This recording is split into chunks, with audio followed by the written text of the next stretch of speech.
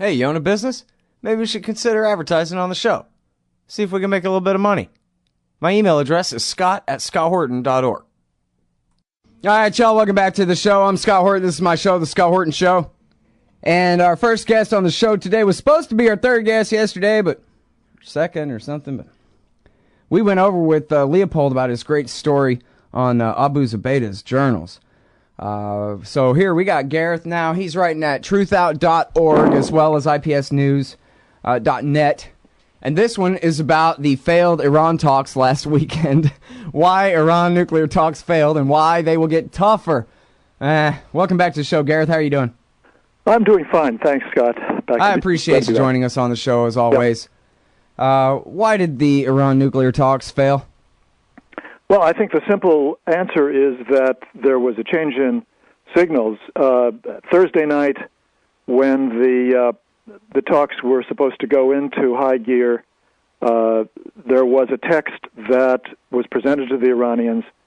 The Iranians were happy with it, and that was the understanding that was going to be the basis for the final push to get this through.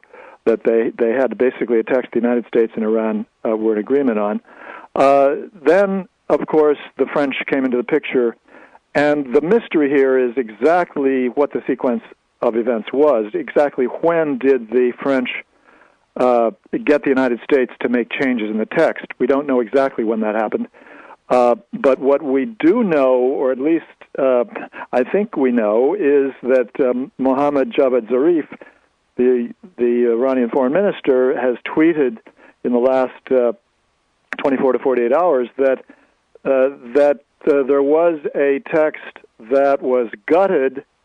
His quote, his term, was gutted sometime between Thursday night and Saturday night.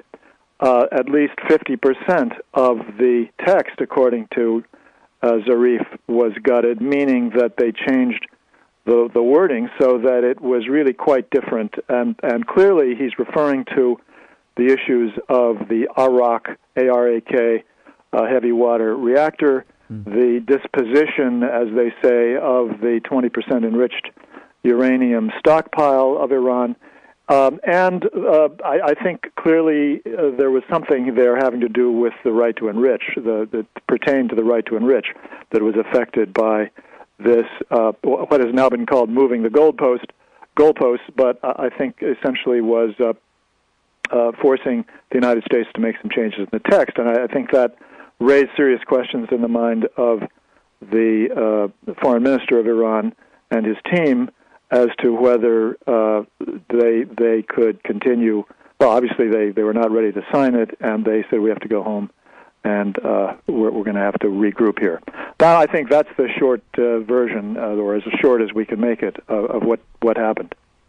All right, now, well, I guess I'll go ahead. There's so much here, but let's get to why they'll get tougher then, these talks. Well, I think they're going to get tougher because, first of all, the Iranians cannot come back to the table without demanding that the text be returned to what it was before the French, acting on behalf of the Israelis or reflecting the Israelis' concerns, quote unquote, demanded change in text, which the United States obliged them. That's what's important, of course, is not that the French made the demand, but the United States, from all that we understand that has come to light in the last few days, the Americans obliged them by changing the text, and I think the Iranians must demand that the text be returned to where it was before that happened.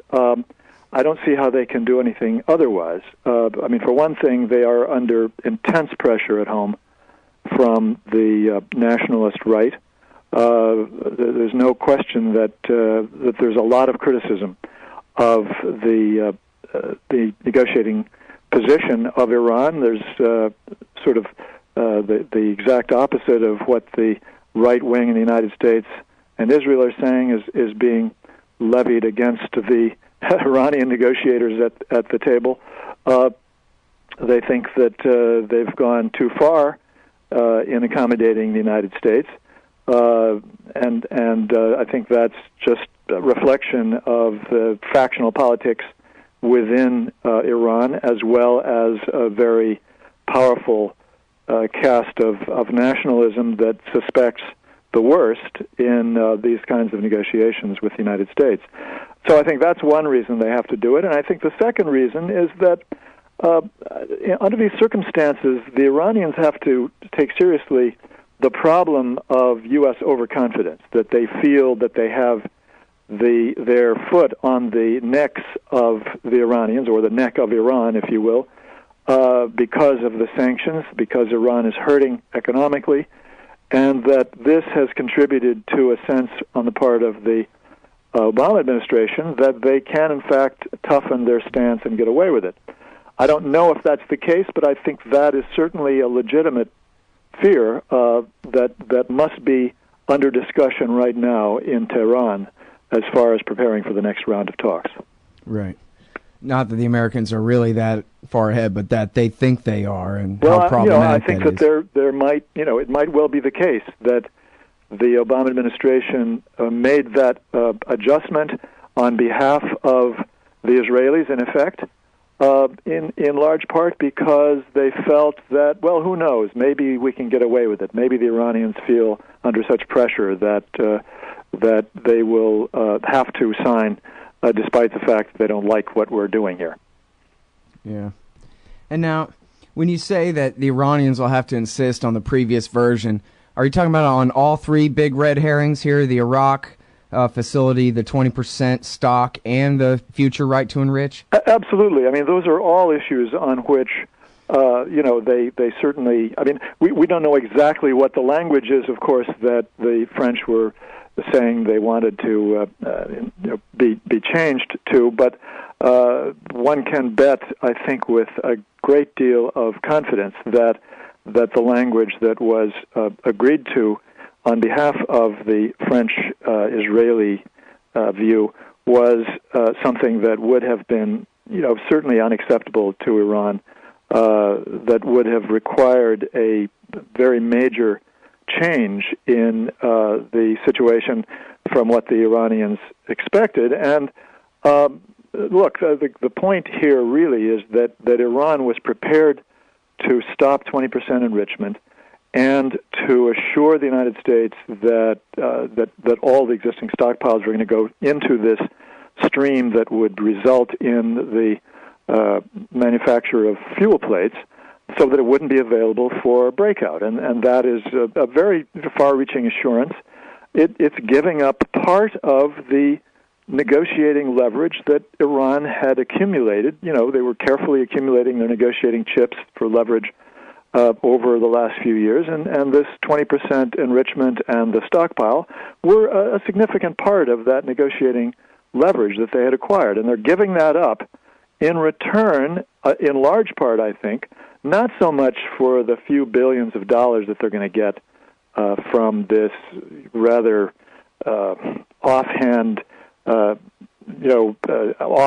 from the United States that they will have a very, very partial rescinding of the sanctions, but not the most important sanctions. Clearly, the ones that really hurt them the most, they're not going to be affected by this. So what the Iranians are getting in return really is, I think, the recognition of their right to enrich. That's the one thing they can point to, or they thought they could point to, in this preliminary agreement as an end state that the United States had agreed they were working towards. Now that appears to be gone, I think that the deal certainly becomes clearly a bad deal for Iran. They couldn't afford to agree to anything like that. That's ridiculous. Well, now, so what about what a bad deal this supposedly is from the right-wingers? Let's try to give them a fair hearing here. The pro-Israeli war party says that, oh, come on, this is, any kind of deal that Kerry's trying to make here is giving away the whole store. It's not just letting them enrich uranium and keep the facilities that they could use to one day make a uranium nuke bomb, but also this Iraq facility. They're kicking the can down the road on the Iraq facility, and if 10 or 15,000 impossible things happen, they could make a plutonium bomb out of that Iraq facility. Well, I think you quite accurately capture the spirit, if not the letter, of the argument that's being made. And I think that I'm not being fair to them at all, though. Did I leave anything out? They don't have any other argument than that? I mean, I'm obviously being a pill about it. You didn't leave anything out. I think that captures the essence of the argument that's being made. The problem, of course, with that argument is that it is simply not reflective of any of the realities that surround these issues. Certainly, the issue of Iraq. In the first place, of course, there is no capability in existence for the taking of the spent fuel and reprocessing it by Iran to use for a plutonium bomb. I mean, they have nothing of that sort. There's not a scintilla of evidence of that. To build a plutonium reprocessing facility is a major undertaking. You can't just hide it. You can't do it in a little cave. It doesn't work that way. There's no question that there's not the least anything like a capability to actually reprocess and have the capability of doing a bomb.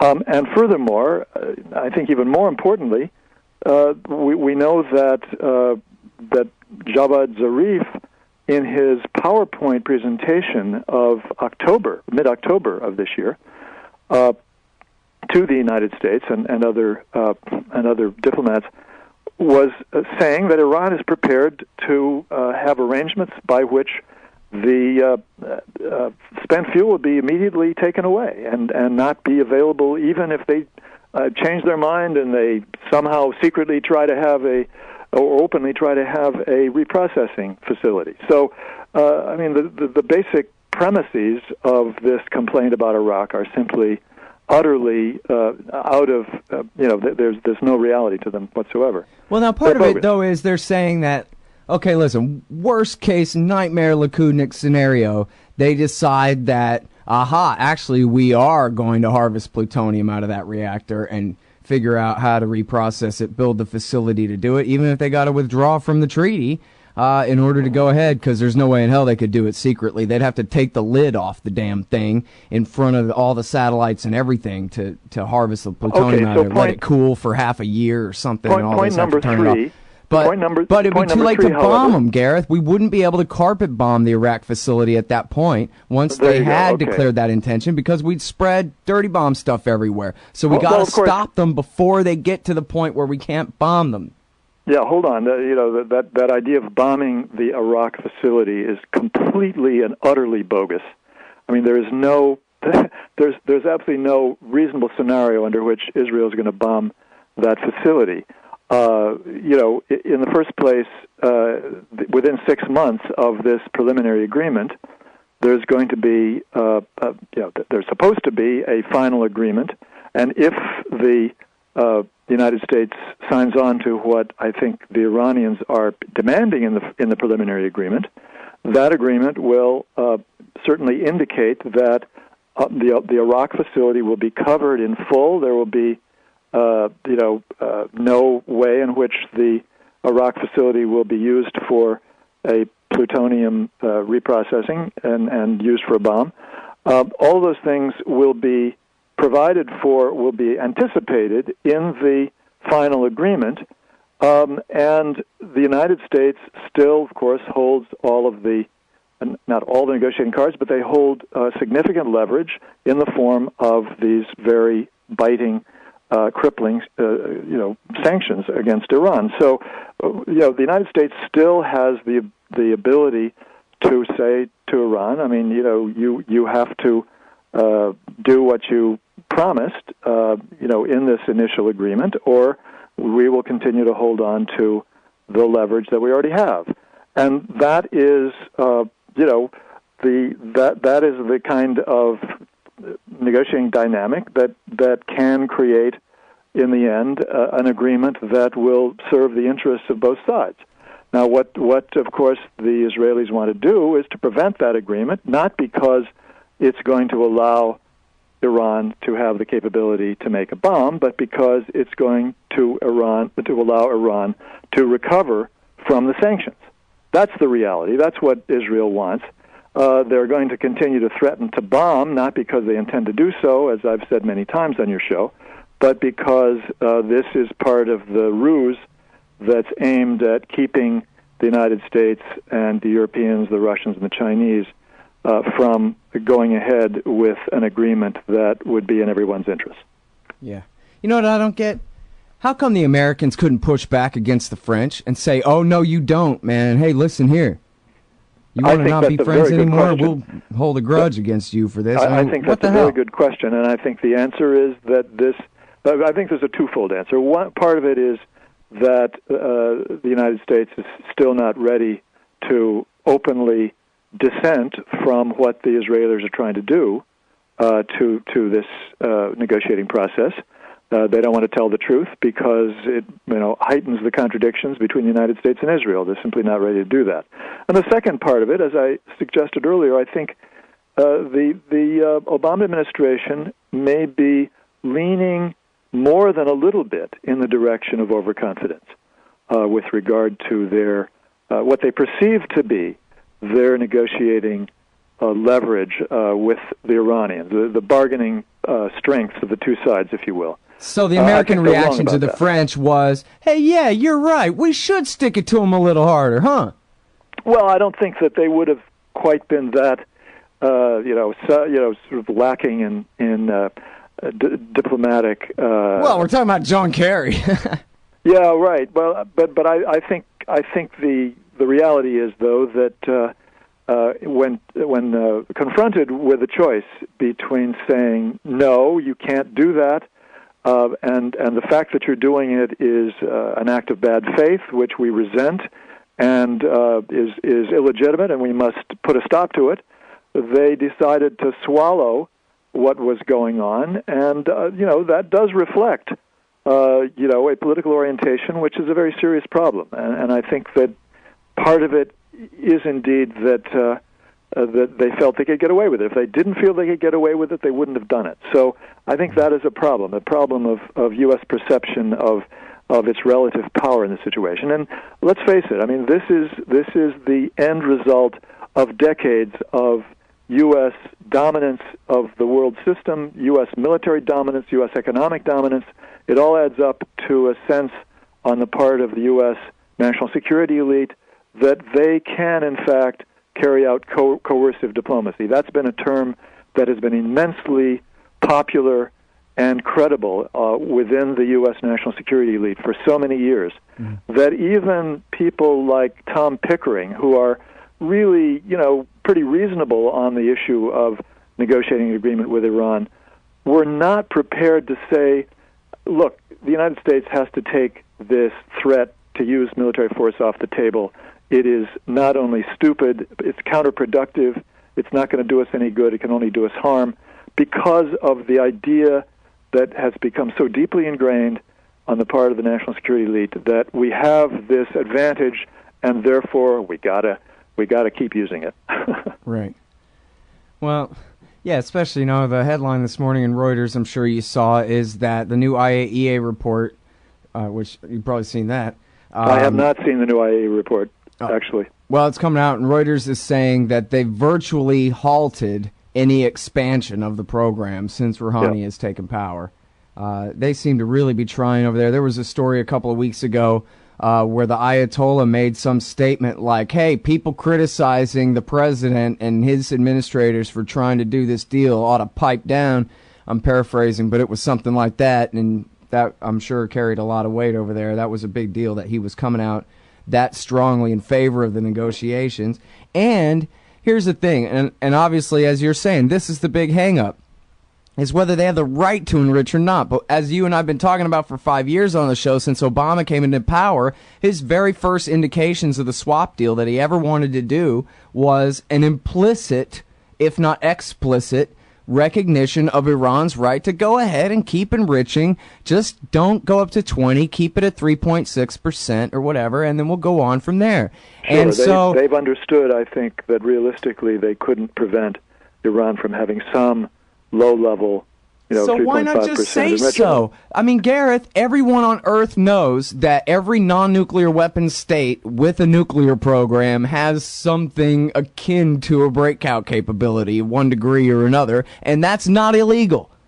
So why can't they just say that? It's ridiculous that should be the hang-up. Right. And I think there's an even more important and more serious issue here that needs to be brought out. And of course, this brings me back to my book, which we'll be talking about over the next few months before it's actually published. I know, but one of the things that I explore in this book in great detail is the myth that has become enormously widely believed. In political circles in the United States, and basically among people who read newspapers and watch television, that what has happened here is that the Iranians began to fiddle around with, sort of experimenting or doing research that indicated that they wanted nuclear weapons way back in the 1980s, and that ultimately they were caught red-handed, they were found out, and that this is why they can't be trusted, so on and so forth. Now, the reality, historically, of course, which I'm going to detail in my book, is that the Iranians not only were not, messing around with nuclear weapons in the 1980s or early 1990s, but in the early 1980s to the mid-1980s, they were actually not even anticipating, not expecting to, not demanding or wanting to do any enrichment on their own soil. They were going to depend on the French, to enrich uranium for them to be turned into fuel rods for Boucher, which was, of course, already in existence when the Islamic Revolution took place in 1979. So the reality is that they were prepared to live with, that is, the Islamic Republic was prepared to live with a situation where Iran wasn't even enriching its own uranium. Was going to depend on people outside, in fact, in Europe, to provide it with fuel rods. And that only changed after the United States began to put pressure on the French and the Germans not to cooperate, even with the very limited, modest, and totally non-proliferation oriented nuclear program that Iran still had maintained after the revolution. So that absolute inversion, the turning on its head of the history, the early history of the Iranian nuclear program, and the sequence of developments which resulted in where we finally got, which was the Iranians deciding that they had to have their own independent capability to enrich uranium, is really at the heart of this entire problem of the lie surrounding the Iran nuclear scare. Yeah. Well, we need a good excuse to beat him over the head all day. It's not like any of this has anything to do with the actual issue in question. That's another theme that I cover in the book is that, the CIA and the military, of course, needed an adversary that provided the rationale for them to continue to have to demand the level of appropriations from Congress that they'd gotten during the Cold War. And that was over now. The Soviets were gone. They had nothing to replace it unless they could come up with the myth that there were rising states that were going to pose the same kind of danger in terms of nuclear weapons that the Soviet Union posed in the Cold War period. Mm. All right, so now when I talked to Flint Leverett, I was explaining to him how I was more disappointed this time because I really thought that unlike in 2009, it seemed like they really meant it, right? I mean, with the foreign ministers showing up and everything, and then the French came in, but he also talked about all the reasons that the Americans blew it, not just the French and the Israelis as well. And he kind of argued with the point and said that he thought that this was just like 2009, where they're going through the motions, but they don't even mean in the first place to do what it takes to get this thing done. It just seems to me such a schizophrenic thing. I don't know exactly if you agree with that or not, but Obama is saying things like, Congress, if you pass these sanctions, the American people don't want a path to war. I'm trying to solve this here, and you guys are screwing it up. And that's pretty strong language for a president. And then he goes in there, all half-assed and doesn't get the job done. So, well, and this is, I'm suggesting that, I mean, I don't know if I disagree with Flint or not. I'm not sure exactly because I didn't hear exactly what he said. But yeah, don't count on my interpretation. Yeah, I mean, if you look at it in terms of those two problems of the United States, the Obama administration still fearing to confront as directly and energetically as it needs to confront the Israeli effort to sabotage these talks, and its sense of the temptation to feel overconfident about its bargaining position, I think that explains the bargaining, the negotiating behavior of the United States in Geneva, and whether that means that they never intended to do it just depends on how you define that. I think that they would like to have an agreement. I think they hope that they can get an agreement. I don't think that they are very clear about how they're going to do it, and I think that there's a serious danger that they will fail in the end to do what they need to do in order to secure it. I mean, I still have grave concerns about whether this administration has what it takes to do what's necessary. Yeah. And now, this is just a minor footnote kind of a point, but you mentioned money transfer as being part of the deal, and, that makes a great talking point for the right if it's just a welfare payment for America. But my understanding was that was Iranian money that the Americans had so-called frozen. Otherwise, other people call that stealing, but that it would just be releasing that money back to them. That it's actually their money. Is that right? That's precisely so. It is Iranian assets which are held in various countries that are obviously cooperating with the United States to maintain this as leverage, and so it is Iranian assets, and it's part of the U.S.-Iranian conflict going back decades, but it's been updated.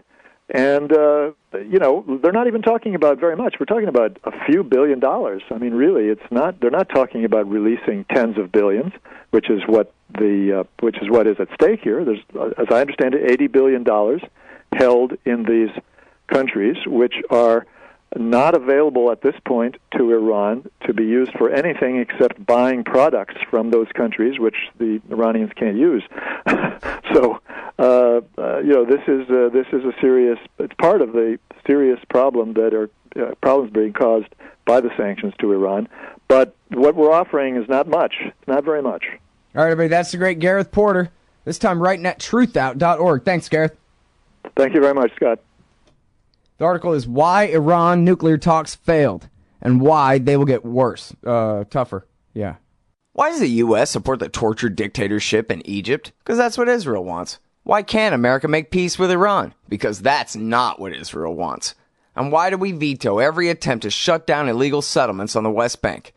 Because it's what Israel wants. Seeing a pattern here? Sick of it yet? It's time to put America first. Support the Council for the National Interest at councilforthenationalinterest.org and push back against the Israel lobby and their sock puppets in Washington, D.C. That's councilforthenationalinterest.org. Hey, all, Scott Horton here for The Future Freedom, the monthly journal of the Future Freedom Foundation. As you may already be aware, Jacob Hornberger, Sheldon Richman, and James Bovard are awesome. They're also in every issue of The Future Freedom, and they're joined by others of the best of the libertarian movement. People like Anthony Gregory, Wendy McElroy, Lawrence Vance, Joe Stromberg, and many more. Even me. Sign up for The Future Freedom at fff.org/subscribe. It's just $25 a year for the print edition, $15 to read it online. That's The Future Freedom, edited by Sheldon Richman at fff.org/subscribe. And tell me you heard it here. Hey, all, Scott here, hawking stickers for the back of your truck. They've got some great ones at libertystickers.com. Get your son killed, Jeb Bush 2016. FDR, no longer the worst president in American history. The National Security Agency, blackmailing your congressman since 1952. And USA, sometimes we back Al-Qaeda, sometimes we don't. And there's over 1,000 other great ones on the wars, police, state, elections, the Federal Reserve, and more at libertystickers.com. They'll take care of all your custom printing for your band or your business at thebumpersticker.com. libertystickers.com. Everyone else's stickers suck. Hey, y'all, Scott Horton here for wallstreetwindow.com. Mike Swanson is a successful former hedge fund manager whose site is unique on the web. Subscribers are allowed a window into Mike's very real main account and receive announcements and explanations for all his market moves. The Federal Reserve has been inflating the money supply to finance the bank bailouts and terror war overseas. So Mike's betting on commodities, mining stocks, European markets, and other hedges against our depreciating dollar. Play along on paper or with real money, and then be your own judge of Mike's investment strategies. See what happens at wallstreetwindow.com. Hey y'all, Scott here. Man, I had a chance to have an essay published in the book Why Peace, edited by Mark Gutman, but I didn't understand what an opportunity it was. Boy, do I regret I didn't take it. This compendium of thoughts by the greatest anti-war writers and activists of our generation will be remembered and studied long into the future. You've got to get Why Peace. You've got to read Why Peace. It features articles by Harry Brown, Robert Naiman, Fred Bronfman, Dahlia Wasfy, Richard Cummings, Karen Kotowski, Butler Schaefer, Kathy Kelly, Robert Higgs, Anthony Gregory, and so many more. Why Peace? Because war is the health of everything wrong with our society. Get Why Peace. Down at the bookshop or Amazon.com. Just click the book in the right margin at scotthorton.org.